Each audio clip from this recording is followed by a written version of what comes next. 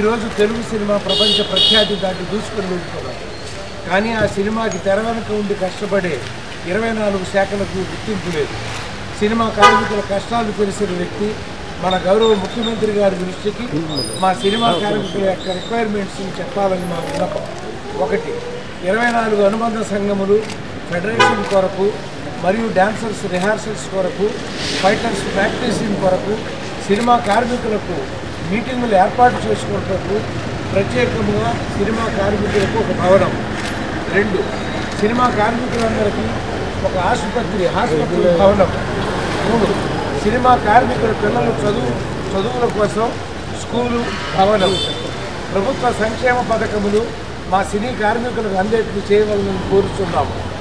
ఇళ్ళు లేని సినీ కార్మికుల గృహ నిర్మాణం కొరకు స్థలము కేటాయించాలని కోరుతున్నాము.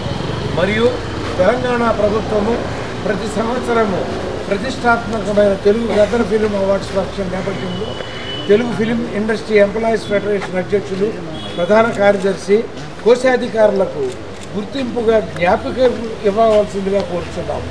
మీ ఆధ్వర్యంలో సినీ కార్మికులకు చేయూతనిచ్చి పైన వివరించిన అభ్యర్థనలను సంక్షేమ ఫలములను పొందే విధముగా కృషి చేస్తారని తమకు ఈ మెమరాండంను సమర్పించుకొనుచున్నాము. ఇట్లు ధన్యవాదములతో Telugu film industry employees federation.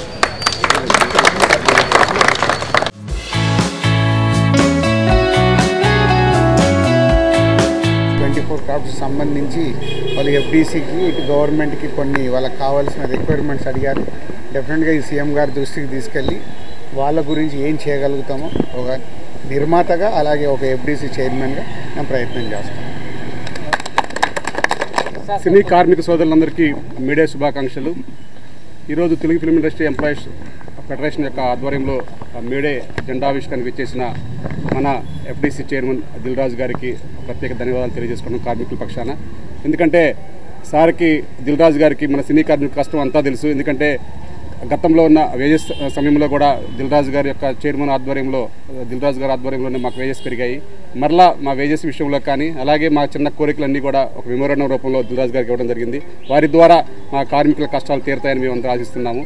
కాబట్టి మరలా నెక్స్ట్ మేడే కల్లా మా దిల్ రాజు గారు మాకు మంచి శుభవార్త చెప్తారని చెప్పి ఆశిస్తున్నాం. Thank you.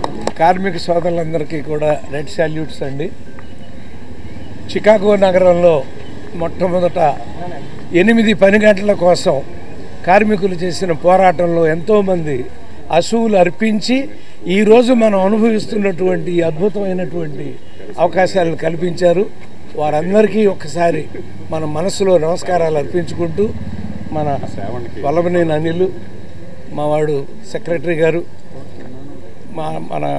మన కోసం వచ్చిన దిల్ రాజు గారు, దిల్ అంటేనే మనసు కాబట్టి ఈ కార్మికులందరి కోరికల్ని దృష్టిలో పెట్టుకుని వచ్చే సంవత్సరానికి ఏదైతే దిగులుగా ఉన్నాయో ఈ కళ్ళు వెలుగుగా ఉండేలా చేసే బాధ్యతను మీకు అప్పచెప్తూ మేము సెలవు తీసుకుందాం. నమస్కారం. అందరికీ మేడే శుభాకాంక్షలు అండి. ఈ జెండా వందనానికి గౌరవ అతిథులుగా వచ్చిన ఎఫ్డీసీ చైర్మన్ శ్రీ దిల్ రాజు గారికి, అట్లాగే మా పర్చూరు గోపాలకృష్ణ గారికి, మిగతా 24 క్రాఫ్ట్ల అధ్యక్షులు, ఉపాధ్యక్షులు, గౌరవ కార్యదర్శులు, ట్రెజరర్ గారు అందరికీ కూడా ఇక్కడ విచ్చేసిన కార్మికులందరికీ కూడా ప్రత్యేక శుభాకాంక్షలు తెలియజేస్తున్నామండి. ఈరోజు చాలా ఆనందంగా ఉంది. ఎందుకంటే మా 24 కార్మిక సంఘాల తరఫున ఎఫ్డీసీ చైర్మన్ శ్రీ దిల్ రాజు గారికి మా యొక్క అభ్యర్థనలు విన్నవించుకున్నాము, పేపర్ రూపంలో ఇచ్చాము.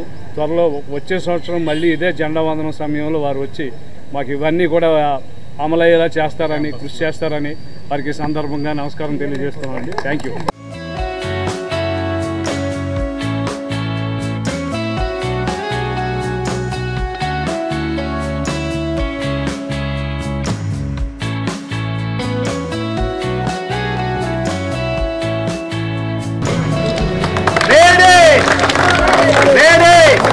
కార్మికుల ఐక్యత.